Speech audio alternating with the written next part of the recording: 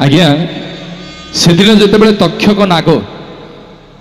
जाइकी पहुँचले मो अकर्म कर्मदायक शंकर भगवान पदार बिंदरे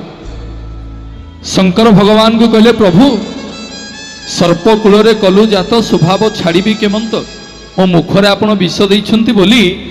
ए लोक जोठी देखुछंती मते मारिबा को गोडौछंती ए लोक जोठी देखुछंती मते मारिबा को गोडौछंती जे प्रभु आपण टिके मते कृपा और करुणा करंतु सेदिन तक्षक नाग को मो अकर्म कर्मदायक शंकर भगवान तांको गळारे गुरेई देइथिले बोली भक्त तांको आज्ञा श्रद्धारे सर्पेश्वर बोली जानिला सेदिन जेतेबेले दक्ष प्रजापति यज्ञ उग्र रूप धारण कले अकर्म कर्मदायक शंकर भगवान सबु देवता माने जाकि निवेदन कले चंद्र भगवान को कहले प्रभु आपण टिके मो शंकर भगवान मस्तक बसी पड़तु मो शंकर भगवान राग टिके शांत हो जीवो